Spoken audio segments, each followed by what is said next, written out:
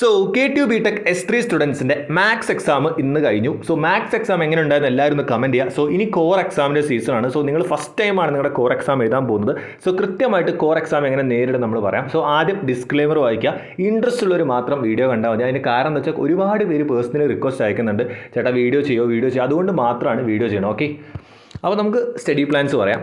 ആദ്യം നമ്മൾ study plan പറയും, അതിനുശേഷം എന്ത് പറയും, വേ ഓഫ് റൈറ്റിംഗ് അത് പറയും. അപ്പോൾ ആദ്യം നമുക്ക് സ്റ്റഡി പ്ലാൻ സ്റ്റാർട്ട് ചെയ്യാം. അപ്പോൾ സ്റ്റഡി പ്ലാൻ എന്ന് പറയുമ്പോൾ തന്നെ ഫസ്റ്റ് തന്നെ നിങ്ങൾ ഏതൊരു എക്സാം കോർ ആയിക്കോട്ടെ നോൺ കോർ ആയിക്കോട്ടെ എന്തോ ആയിക്കോട്ടെ 3 മൊഡ്യൂൾ വൃത്തിക്ക് പഠിക്കണം. അത് എന്തുകൊണ്ട് ഞാൻ എപ്പോഴും പറഞ്ഞാൽ 3 മൊഡ്യൂൾ നിങ്ങൾ പഠിച്ചാൽ തന്നെ ടോട്ടൽ 60 മാർക്സ് നിങ്ങൾ പഠിക്കുന്നുണ്ട്. അപ്പോൾ 60 മാർക്സ് അറ്റ്ലീസ്റ്റ് ഒരു 45, എത്ര എക്സാമിന് അത്യാവശ്യം ഡിഫിക്കൽട്ട് ആയാലും ഒരു 47 ആ റേഞ്ചെങ്കിൽ നിങ്ങൾക്ക് മിനിമം കിട്ടും. അതുകൊണ്ടാണ് ഈ 3 മൊഡ്യൂൾ തെറവാക്കിയിട്ട് പോകണമെന്ന് പറയുന്നത്. ഓക്കെ, 3 മൊഡ്യൂൾ തെറവാക്കിയിട്ട് പോവാം.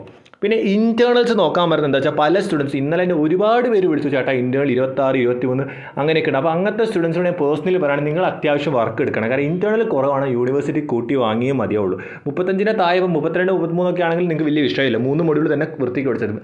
ഇൻറ്റേർണൽ നന്നായിട്ട് കുറയുമ്പോൾ കൂടുതൽ വർക്ക് എടുക്കുക. ഓക്കെ, അടുത്തൊരു കാര്യം, പല സ്റ്റുഡൻസ് ചോദിക്കുന്ന ഒരു ചോദ്യമാണ് important topics. So important topics സത്യം പറഞ്ഞാൽ എനിക്ക് പേഴ്സണലി പറഞ്ഞു തരാൻ പറ്റും.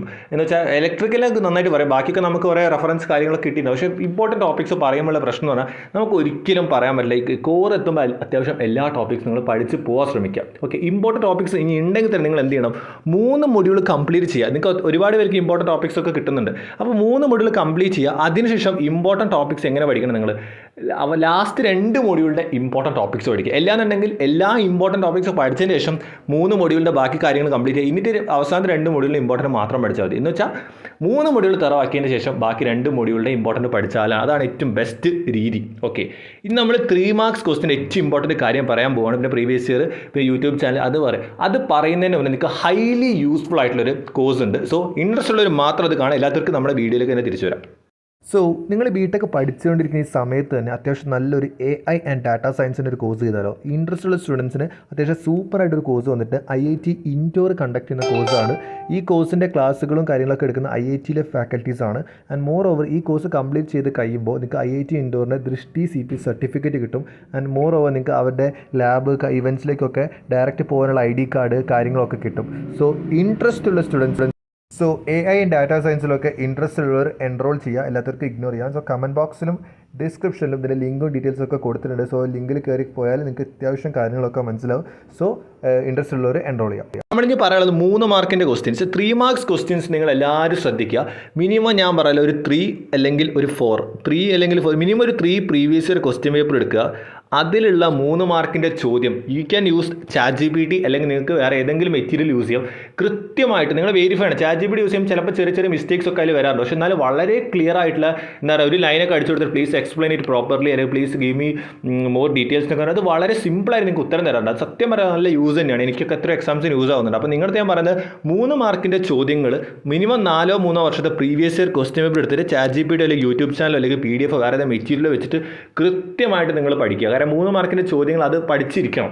ഓക്കെ, അങ്ങനെ നിങ്ങൾ പഠിക്കണം. മിനിമം ഒരു ഗ്യാരണ്ടി 20+ എങ്കിൽ നിങ്ങൾക്ക് 3 മാർക്ക് നേടിയെടുക്കാൻ പറ്റും. അത്യാവശ്യം വൃത്തിക്ക് പഠിക്കണം. ഓക്കെ, മിനിമം 20+ അല്ലെങ്കിൽ 18+ അല്ലെങ്കിൽ ഒരു 17+, അത്രയും മാർക്ക്. ആ 17 മിനിമം ഒരു 17 മാർക്കെങ്കിൽ നിങ്ങൾക്ക് അങ്ങനെ പഠിച്ചാൽ കിട്ടും. മിനിമം ഞാൻ പറയുന്നത് മാക്സിമം എത്ര വേണമെങ്കിലും പോവാം. ഓക്കെ, അത് വൃത്തിക്ക് ചെയ്യുക. കോർ പേപ്പേഴ്സ് തന്നെ 3-4 വർഷം 4 വർഷത്തെടുത്താൽ പിന്നെ സെറ്റാണ്. അപ്പോൾ 3 മാർക്കിൻ്റെ ചോദ്യങ്ങൾ പല സ്റ്റുഡൻസും സ്ട്രെസ് ചെയ്ത് പഠിക്കാറില്ല. അതിന് കാരണം നിങ്ങൾക്ക് എന്താ വെച്ചാൽ ഏറ്റവും സുഖമാണ് 3 മാർക്കിൻ്റെ സ്കോർ.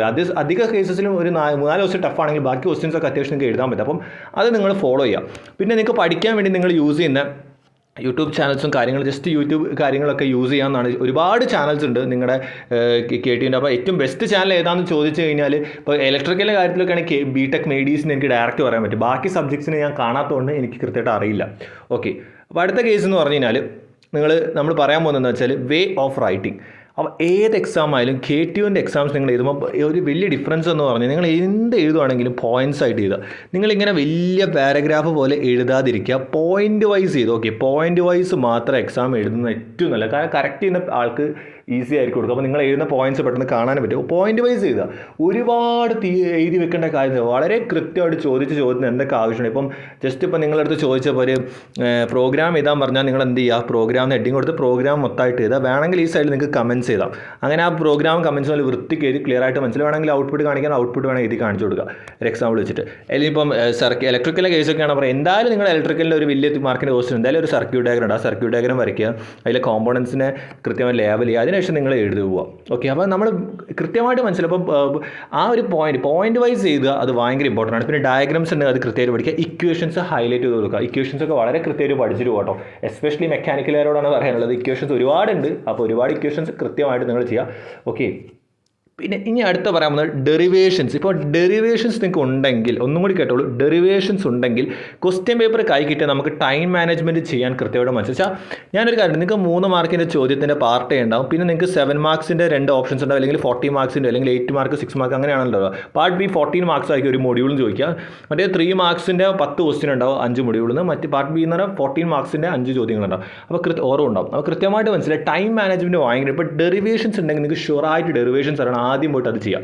കാരണം വെച്ചാൽ ഡെറിവേഷൻ ടൈം കളയുന്നത്. കാരണം കൃത്യമായിട്ട് അറിയുന്ന കാര്യങ്ങൾ ആദ്യം എഴുതുക, അറിയുന്നത് മാത്രം എഴുതിയാൽ മതി. വൃത്തിക്ക് അറിയുന്ന ആദ്യം എഴുതി തുടങ്ങുക, പിന്നെ ബാക്കി കാര്യങ്ങൾ എഴുതി പോകും. പിന്നെ ഒരു കാര്യം കൂടി ഞാൻ പറയാം, ഒരൊറ്റ ചോദ്യം പോലും വിടാതിരിക്കുക. നിങ്ങൾക്ക് അത്യാവശ്യം അറിയുന്നതാണ്. ഞാൻ ഒരു കാര്യം ഗ്യാരണ്ടി പറഞ്ഞുതരാം, നിങ്ങൾ എന്തെങ്കിലുമൊക്കെ എഴുതി വെച്ചാൽ മാർക്കൊന്നും ഇട്ടുതരാൻ പോകുന്നില്ല. ഓക്കെ, ഞാൻ വീണ്ടും മറിച്ച് എന്തെങ്കിലും വെച്ചാൽ ഇപ്പോൾ ഒരു തിയറി, ഒരു പ്രിൻസിപ്പിൾ, അല്ലെങ്കിൽ ഒരു തിയറം, അങ്ങനത്തെ കാര്യങ്ങളൊക്കെ നിങ്ങൾ തോന്നിയ പോലെ എഴുതി വെച്ച് കഴിഞ്ഞാൽ മാർക്ക് ഇട്ടണമെന്നില്ല. പക്ഷേ ഒരു കാര്യം ഞാൻ പറയാം, നിങ്ങൾക്ക് ഇപ്പോൾ അത്യാവശ്യം ഒരു ഐഡിയ ഉണ്ടെന്നുണ്ടെങ്കിൽ ആ ഒരു പോയിന്റ്സിൽ റിലേറ്റഡ് എന്തെങ്കിലും ഇപ്പോൾ വെറുതെ വിടരുത്. വെച്ചാൽ 3 മാർക്കിൻ്റെ ഒരു ചോദ്യത്തിൽ എന്തെങ്കിലും ഒരു അറിയുന്നുണ്ടെങ്കിൽ എഴുതുക. അല്ലാന്നുണ്ടെങ്കിൽ നിങ്ങൾ വെറുതെ തോന്നിയ പോലെ എഴുതി വെക്കരുത്. അത് വീണ്ടും പറയണത് ഇംപ്രഷനെ ബാധിക്കുന്ന കാര്യമാണ്.